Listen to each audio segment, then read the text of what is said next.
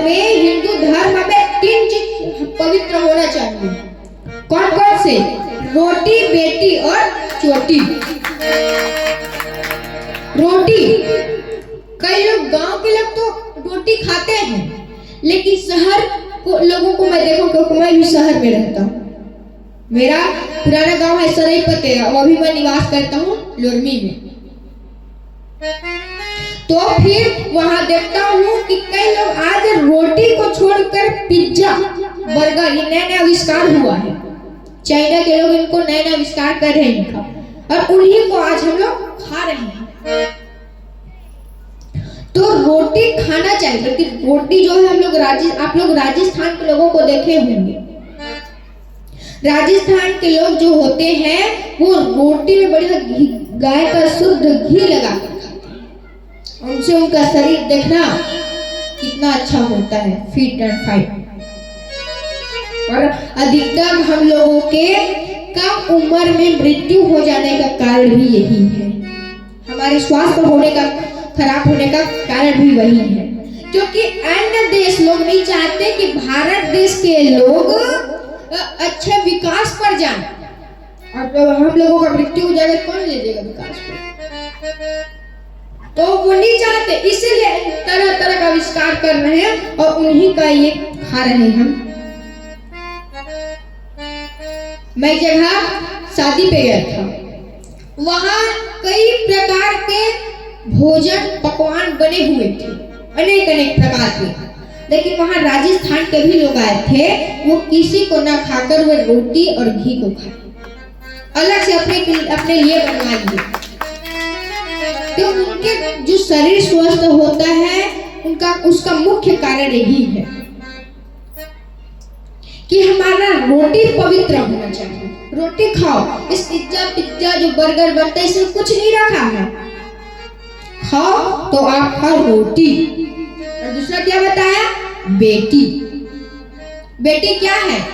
तो पूज्य दादाजी कहते हैं कि अमृत की बूंद होती है बेटियां, अमृत की बूंद होती है बेटियां, ब्रह्म की शक्ति होती है बेटियां, पिता की आन बान शान होती है बेटियां, और एक कुल को तारे पुत्र तो 2 कुल को तारती है बेटियां। जो पुत्र होगा, अगर वो IAS अधिकारी बन गया या ऊंचे पद पर चला गया, तो उससे मात्र एक कुल, उसमें पिता वही बस कुल करेगा, अर्थात उनका ही नाम होगा। लेकिन जो बेटी होता है वो 2 कुल को उतारती है। कैसे? तो एक पिता पक्ष और एक ससुर पक्ष, 2 पक्ष। इसलिए कहा जाता है कि बेटी जो होती है उनके 2 पिता होते हैं, 2 पिता 2 माता होते हैं। एक पिता कौन?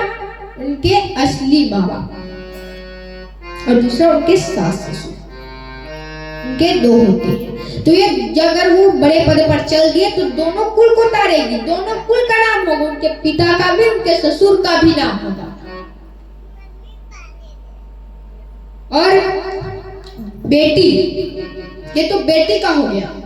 और ये जो बेटी जो मैं बता रहा हूँ बेटी के बारे में, वो बेटी ही ऐसे होते हैं जो सब तरह का निभा सकती है।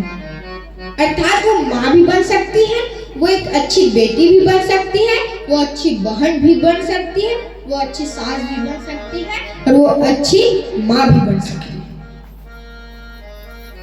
ये है बेटी।